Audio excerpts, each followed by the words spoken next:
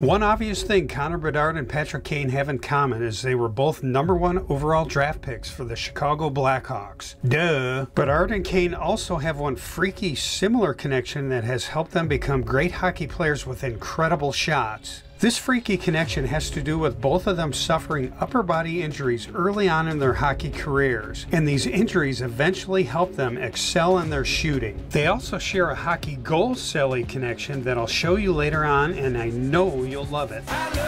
Let's start with Patrick Kane. When Kane was around 10 years old, he suffered a broken wrist and he had to put a cast on it. And with the encouragement from his father, Kane kept playing hockey but could not shoot with his forehand and had to learn how to use his backhand. Let's hear that part of the story from Kaner himself. I broke my wrist when I was like 10 years old. They put a cast on me. My dad's like, all right, we're still gonna play with the cast. So I couldn't shoot forehand with the cast on, so I really had to learn how to use my backhand. That's how I scored a lot of goals. And here's another funny part of the story when Kane got his cast off with the doctor advising him to take a few weeks off without hockey. Go back to the doctor, I get my cast off, all excited, thinking I can go back out, play hockey, and the doctor says, okay, we gotta let the wrist heal now with the cast off, and you're gonna have to take about 2 or 3 weeks off. My dad said, give me the cast back, so put the cast on, and I would tape it up before every game for the next couple weeks, continue working on my backhand. So that's how Kaner developed his amazing backhander. Now let's look at Connor Bedard. When Bedard was around 12 years old, he suffered a broken wrist, and it happened in Chicago.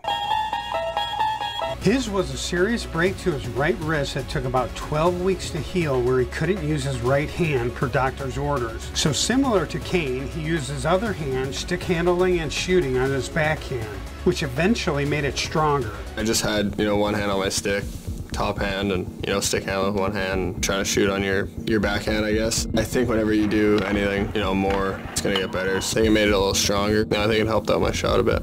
And when Bedard finally got his cast off, his father explained what happened to his shot. His shot jumped another level that year, and that was right after he healed and did all that work with just one hand. So both Kane and Bedard breaking their wrists and their determination to continue playing and practicing through their recoveries led to their incredible shots. One other freaky thing they share in common is this hockey Celly. Do you know what the Celly is called?